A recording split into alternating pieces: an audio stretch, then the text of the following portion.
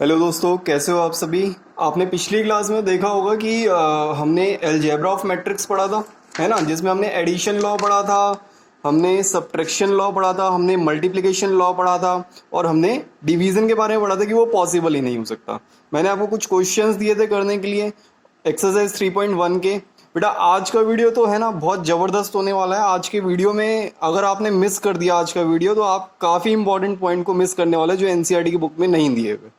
ठीक है, तो पहले देख लो कि वीडियो आखिरी तक देखना है और आखिरी तक आपको बहुत कुछ मिलने वाला है आज की वीडियो में। तो वीडियो के अंदर है क्या आज की वीडियो में कि हम कुछ और टाइप्स ऑफ मैट्रिक्स पढ़ेंगे जो आपकी एनसीईआरटी की बुक में नहीं दिए हुए। ठीक है, पहले बता देता हूँ, इसलिए वीडियो आखिरी तक देखना, बहुत यूजफुल वीडियो है। ठीक है, दोस्तों को भी शेयर करो, बताओ उन्हें भी कि ये भी नई नई चीजें हैं, उन्हें भी काम आए। ठीक है, तो हमने लास्ट टाइम देखा होगा आपने कि हमने ये पढ़ा था, है ना, हमने पढ़ा था रॉ मैट्रिक्स जहां पे एग्जैक्टली वन रॉ होती है, एक ही रॉ होती है। हमने फिर पढ़ा था कॉलम मैट्रिक्स जहां पे एग्जैक्टली एक कॉलम होता है। फिर हमने पढ़ा स्क्वायर मैट्रिक्स। स्क्वायर मैट्रिक्स के अंदर मेरे रॉज और कॉलम्स, नंबर ऑफ रॉज और कॉलम्स क्या होते हैं, मेरे इक्वल होते हैं। फिर हमने क्या पढ़ा, नल मैट्रिक्स पढ़ा। नल मैट्रिक्स में जितने भी मेरे एलिमेंट्स होते हैं वो सारे के सारे जीरो होते हैं और ये हमेशा स्क्वायर मैट्रिक्स की फॉर्म में होता है, नल मैट्रिक्स। ठीक है, फिर हमने पढ़ा आइडेंटिटी मैट्रिक्स। आइडेंटिटी मैट्रिक्स के अंदर डायगोनल्स के जो एलिमेंट्स होते हैं वो कौन कैसे होते हैं, 1 1 1 होते हैं। ठीक है, बाकी सारे के सारे एलिमेंट्स मेरे जीरो होते हैं। फिर हमने पढ़ा स्केलर मैट्रिक्स जहां पे मेरे डायगोनल वाले जो एलिमेंट्स होंगे ना बेटा, वो क्या होंगे कि वो 1 1 1 तो हो ही सकते हैं, वो और भी कोई हो सकते हैं, जैसे 2 2 2 भी हो सकते हैं, 7 7 7 भी हो सकते हैं, 8 8 8 भी हो सकते हैं। तो स्केलर मैट्रिक्स में सिर्फ डायगोनल एलिमेंट्स जो है वो सारे बराबर होंगे, बाकी वो हो कुछ भी सकते हैं। ठीक है, अब ये हमने पिछली बार पढ़ा था, है ना। आज जो पढ़ने वाले हैं वो बड़ा इंपॉर्टेंट है बेटा। आज का जो कंसेप्ट है औरों को भी शेयर करो, अपने दोस्तों को बताओ, कुछ नई नई चीजें आज सीखोगे आप। तो एक तो देखो पहले है क्या टाइप ऑफ मैट्रिक्स। मैंने आपको बताया था कि मैं समय समय पे कुछ नए नए मैट्रिक्स बताऊंगा, तो ये समय समय के वो राज हैं जो आपको मैट्रिक्स में धुरंधर बनाने वाले हैं। ठीक है, कहीं से भी क्वेश्चन आ जाएगा बाद में, आप आराम से कर दोगे। तो अभी क्या है कि टाइप ऑफ मैट्रिक्स में थोड़ा सा और आगे बढ़ते हैं। हमने पहले 6 टाइप के मैट्रिक्स पढ़े, आज मैं आपको 4 टाइप के मैट्रिक्स और पढ़ाऊंगा। ठीक है, फिर आगे और ऐसी टाइप ऑफ मैट्रिक्स की बात करते रहेंगे हम समय समय पर। तो आज जो मैट्रिक्स की बात हम कर रहे हैं वो है डायगोनल मैट्रिक्स। तो हमने जो आइडेंटिटी मैट्रिक्स पढ़ा था ना, वही डायगोनल मैट्रिक्स ही होता है। एक्चुअली में क्या है कि डायगोनल मैट्रिक्स में जो मेरा डायगोनल है इस पे नॉन जीरो एलिमेंट्स होते हैं। ठीक है, जीरो और नॉन जीरो दोनों ही एग्जिस्ट कर सकते हैं, बट जो मेरे और बचे हुए एलिमेंट्स होंगे वो सारे के सारे मेरे क्या होंगे, जीरो होंगे। तो यानी कि यहां पर सिर्फ अगर हम बात करें, अगर हम यहां पे बात करें कि यहां पे डायगोनल पे जो एलिमेंट्स होंगे वो मेरे जीरो या फिर नॉन जीरो होंगे। रेस्ट अदर एलिमेंट्स जितने भी हैं, जैसे यहाँ नीचे के 3 और ऊपर के 3 जो होंगे वो मेरे कैसे होंगे, जीरो होंगे। ठीक है, इन्हीं को हम क्या बोलते हैं, डायगोनल मैट्रिक्स कहते हैं। अगला मैट्रिक्स जो आपने नहीं देखा कहीं, ठीक है, वो मैट्रिक्स कौन सा है, कॉम्प्लेक्स मैट्रिक्स। देखो कॉम्प्लेक्स मैट्रिक्स है कौन सा मैट्रिक्स, कॉम्प्लेक्स मैट्रिक्स वो मैट्रिक्स है जहां पर आपको मैट्रिक्स के अंदर क्या पा जाए, मिल जाए, आयोटा। क्लास 11 में पढ़ा हमने आयोटा क्या होता है, आयोटा इज इक्वल टू √-1। ठीक है, तो अभी कॉम्प्लेक्स मैट्रिक्स जो है वो ऐसा मैट्रिक्स होगा जहां पर आपके मैट्रिक्स के अंदर कैसा भी मैट्रिक्स हो, 1 × 1 हो, 2 × 3 हो, 2 × 2 हो, जैसे ये वाला है। तो यहां पे अगर मैट्रिक्स के अंदर आयटा आ गया ना, तो ये मैट्रिक्स हमारा क्या बन जाएगा, कॉम्प्लेक्स मैट्रिक्स। ठीक है, तो ये कहीं ना कहीं अगर आपको नजर आता है, जहां पे भी आयटा नजर आता है, आप तुरंत क्या झट से बोल दोगे कि सर ये तो कॉम्प्लेक्स मैट्रिक्स है और कोई मैट्रिक्स नहीं है। ठीक है, कॉम्प्लेक्स मैट्रिक्स ये पहले है, उसके बाद मैं कह सकता हूं कि ये स्क्वायर मैट्रिक्स भी है। ठीक है, तो आप नेक्स्ट मैट्रिक्स पे आते हैं, वो है आइडमपोटेंट मैट्रिक्स। ठीक है, अब आइडमपोटेंट मैट्रिक्स कौन सा है, ये वो मैट्रिक्स होते हैं जिनका जितनी बार भी आप स्क्वायर करते जाओ, यानी कि अगर मेरे को इस एक मैट्रिक्स है मेरा 1 0 0 1, इसका अगर मैं स्क्वायर करता हूं, है ना, स्क्वायर करने का मतलब यही मैट्रिक्स 2 बार मल्टीप्लाई किया जाएगा। तो मल्टीप्लीकेशन तो हमने पिछली क्लास में देखा, एक बार मल्टीप्लाई करके फिर देख लेते हैं। देखो ये रॉ इस कॉलम से अगर मल्टीप्लाई होगा तो वो आपका एक एलिमेंट होगा, तो यानी कि अगर मैं देखूं मल्टीप्लाई करूं तो 1 को 1 से किया तो 1 आ गया सर। अगली बार में मैंने 0 को 0 से किया तो 0 आ गया। फिर उसके बाद मैंने 1 को, नेक्स्ट वाले टाइम में मैंने क्या किया कि मैंने 0 को किससे किया, 0 को 1 से किया तो क्या आ गया, 0 आ गया। फिर उसके बाद क्योंकि ये रॉ इस कॉलम से होगा ना, ये रॉ इस कॉलम से ही तो होगा मल्टीप्लाई, तो अब 0 को जब मैं 1 से करूंगा तो 0 आ जाएगा, फिर 1 को 0 से करूंगा तो भी 0 आ जाएगा। अगले वाली बार में फिर 0 को 0 से किया, फिर इसको अगले वाले से करेंगे, या थोड़ा सा गड़बड़। देखो क्या है, हमने पहले इसको इससे किया, वो फर्स्ट एलिमेंट आ गया, फिर मैंने इसी को सेकंड वाले से करना था, ठीक है, तो जब मैंने इसको इससे किया तो 0 आ गया, फिर इसको इससे किया तो भी 0 आ गया, ठीक है, ये पहला पॉइंट था। अब सेकंड पॉइंट में क्या है, सेकंड रॉ फर्स्ट कॉलम, तो यानी कि 0 को जब मैं 1 से करूंगा तो 0 आ जाएगा, प्लस में 1 को जब मैं 0 से करूंगा तो भी 0 आ जाएगा, और फिर उसके बाद इसी रॉ को सेकंड कॉलम से करेंगे, तो 0 को 0 से किया 0, और 1 को 1 से किया 1, कुल मिला के आप देख रहे हो जो हमारा क्वेश्चन था वही हमारा आंसर में भी आ गया। 0 + 1 1, फिर 0, फिर 0, फिर 1, तो आपका फिर दोबारा वही 2x2 मैट्रिक्स था जो आपका स्टार्टिंग में था। इस टाइप के मैट्रिसेस जो हैं जिनको जितनी बार भी आप मल्टीप्लाई कर लो, है ना, वो आपका घूम के वही मैट्रिक्स आ जाएगा। तो इस टाइप के मैट्रिक्सेस को हम क्या कहते हैं, आइडम पोटेंट मैट्रिक्स, ठीक है, कहीं नहीं मिलेगा ये, ठीक है, कहीं नहीं मिलेगा, इसलिए थोड़ा आखिरी तक देखना, आज बहुत कुछ मिलने वाला है इस वीडियो में। तो अगला है इन्वोल्यूशनरी मैट्रिक्स। अब इन्वोल्यूशनरी मैट्रिक्स कौन से मैट्रिक्स होते हैं, तो इन्वोल्यूशनरी मैट्रिक्स वो मैट्रिक्स होते हैं जब मैं उस मैट्रिक्स का स्क्वायर करूं तो आइडेंटिटी मैट्रिक्स आ जाए।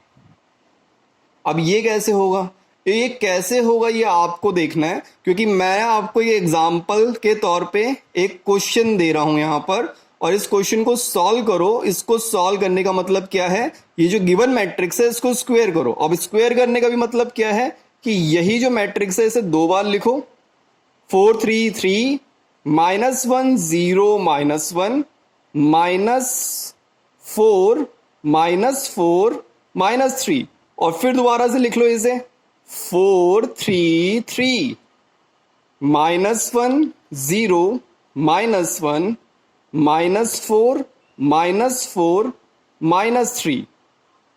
अब जब मैं इस पूरे मैट्रिक्स को इस पूरे मैट्रिक्स से मल्टीप्लाई कर दूंगा, मैट्रिक्स मल्टीप्लिकेशन आपने सीख ही लिया, अभी हमने ऊपर भी करके दिखाया, तो जब मैं इस पूरे मैट्रिक्स को इस पूरे मैट्रिक्स से मल्टीप्लाई करूंगा, अगर मेरा आंसर एक आइडेंटिटी मैट्रिक्स आ गया तो ये कैसा मैट्रिक्स होगा, इन्वोल्यूशनरी मैट्रिक्स होगा, ठीक है, बहुत इंपॉर्टेंट कंसेप्ट है ये।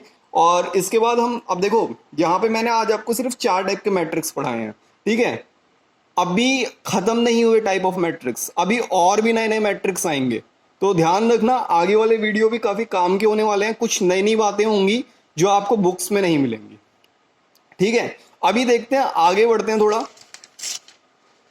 एनसीईआरटी बुक,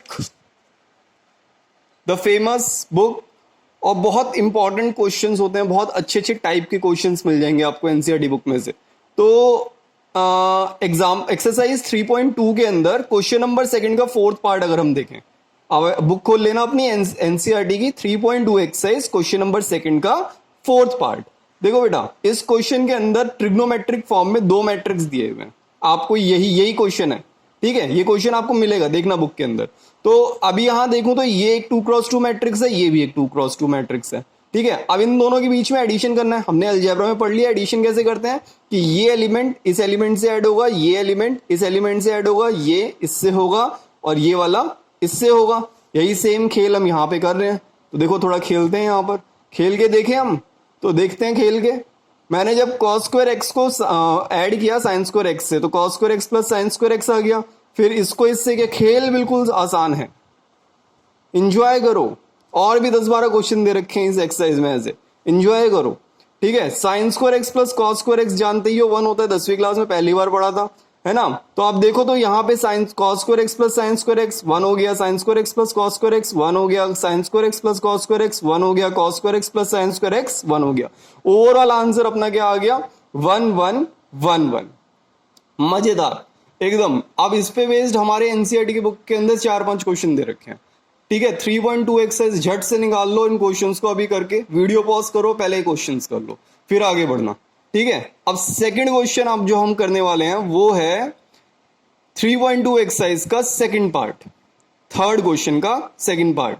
तो मैट्रिक्स मल्टीप्लिकेशन तो मैंने आपको बता ही दिया, पिछली क्लास में बताया था, अभी भी थोड़ा एक पीछे वाले क्वेश्चन में हमने किया है। तो मैट्रिक्स मल्टीप्लिकेशन के हिसाब से पहले आपको क्या चेक करना होता है, जैसे एक मैट्रिक्स रखा है 1 2 3 और इधर लिखा हुआ है 2 3 4, ठीक है। कुल मिला के बात क्या है कि इसका जो कॉलम है अगर वो इसके रॉ से बराबर होता है, यानी कि इसका रॉ फर्स्ट वाले का रॉ और सेकंड वाले का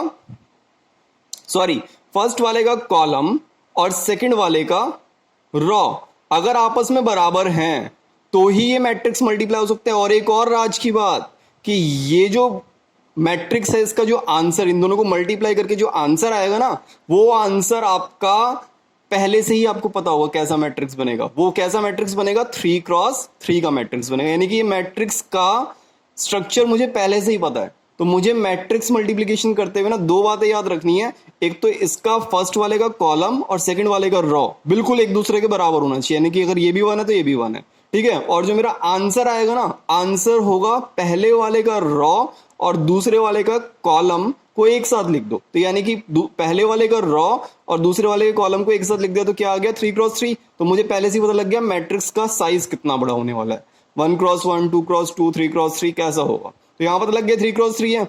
अब करना क्या है, मैट्रिक्स मल्टीप्लिकेशन का basic rule, first raw first column first element, first raw second column second element, first raw third column third element, ठीक है। ऐसे ही मैंने सारे मल्टीप्लाई कर दिए। बाकी तो आप गुणा तो करना जानते ही हो, इतना तो जानते ही हो यार, है ना। तो जब इतना जानते हो तो ये हो गया हमारा मल्टीप्लिकेशन और ये अपना आंसर आ गया 3x3 मैट्रिक्स। है मजेदार, आसान है। आगे बढ़ा जाए, चलो ठीक है आगे बढ़ते हैं। देखो एक प्रॉपर्टी है हमारी मैट्रिक्स के अंदर जो पढ़ाई जाती है। अब देखो हम रूबरू तो हो नहीं रखे कि एक दूसरे के सामने बैठे तो बिल्कुल एग्जैक्टली मैं आपके क्वेश्चंस के आंसर भी देख सकूं। तो अप टू यू, आप क्वेश्चन करते हैं कि नहीं करते हैं, बट अगर इसे टाइमली कर लेंगे तो आपको कंसेप्ट बिल्कुल क्लियर हो जाएगा, है ना। नहीं तो फिर मजा नहीं आएगा पूरा बताने में भी। तो अभी क्या है कि एक प्रॉपर्टी हमने पढ़ी मैट्रिक्स के अंदर कि कोई भी मैट्रिक्स, देखो स्टेटमेंट पढ़ देता हूं, a matrix is multiply by a constant k, if a matrix is multiplied by a constant k then the whole element would be multiply by the same constant. यानी कि एक मैट्रिक्स है जिसको मैंने 2 से मल्टीप्लाई किया, मैट्रिक्स कैसा है मेरा 1 3 0 5, तो ये पूरा का पूरा मैट्रिक्स जो है ना ये 2 से मल्टीप्लाई हो जाएगा। तो आंसर क्या आ जाएगा 2, 2 से मल्टीप्लाई किया, 2 1 2, 2 3 6, फिर 0, फिर 2 5 10। तो ये मेरा हो गया कंप्लीट मल्टीप्लिकेशन। अगर मैं एक मैट्रिक्स को एक एलिमेंट से के से मल्टीप्लाई करता हूं तो वो सारे के सारे एलिमेंट्स जो होंगे उस मैट्रिक्स के वो उस पर्टिकुलर कांस्टेंट नंबर से मल्टीप्लाई हो जाएंगे, ठीक है। तो इस प्रॉपर्टी पे बेस्ड एक झट से क्वेश्चन कर लेते हैं। क्वेश्चन क्या कह रहा है कि आप ही की NCERT book exercise 3.2 question number 10। अब क्वेश्चन नंबर 10 क्या कह रहा है, सुन लो कि आपको क्या निकालना है, एक्स वाई जेड और टी का वैल्यू निकालना है, ठीक है, इस क्वेश्चन के अंदर। तो अब इस क्वेश्चन में गिवन क्या क्या है, देखो आपको गिवन है एक एक्सप्रेशन गिवन है ऐसा। आप 10वां क्वेश्चन निकाल के देख लेना 3.2 एक्सरसाइज में, ऐसा आपको एक एक्सप्रेशन गिवन है। अब आपको दे क्या रखा है इस एक्सप्रेशन के अंदर, ये 2 दे रखा है यहाँ पे बाहर, यहाँ 3 दे रखा है और यहाँ पे भी 3 दे रखा है। तो पहला कमाल का स्टेप क्या होगा कि हम पहले वाली प्रॉपर्टी को यूज करेंगे और इस 2 को इन सभी एलिमेंट से मल्टीप्लाई कर देंगे, ऐसे इस 3 को इन सभी एलिमेंट से, ऐसे इस 3 को इन सभी एलिमेंट से। तो जब मैंने मल्टीप्लाई किया तो क्या आ जाएगा 2x 2z 2y 2t, यहाँ पे क्या आ जाएगा 3 -3 0 और 6, यहाँ पे क्या आ जाएगा 9 15 4 12 और 6 3 18, ठीक है। इतना क्लियर है। अब जब मैं इन दोनों को ऐड करूंगा, इन दोनों को ऐड जब करेंगे तो हमारा एक एक्सप्रेशन बन गया।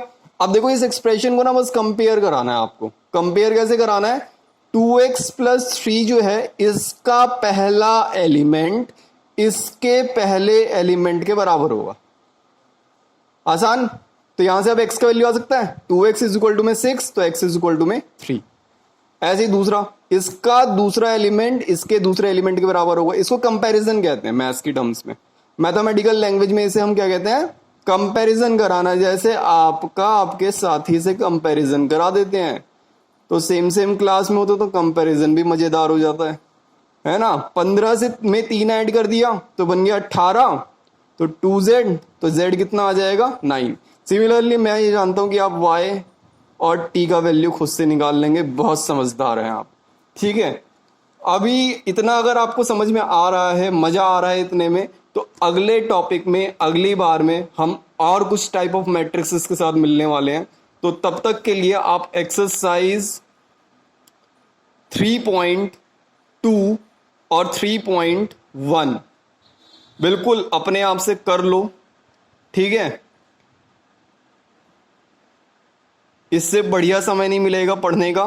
तो तब तक के लिए खुश रहो, आबाद रहो, दिल्ली रहो या फरीदाबाद रहो। ठीक है, ओके बाय, जय हिंद जय भारत।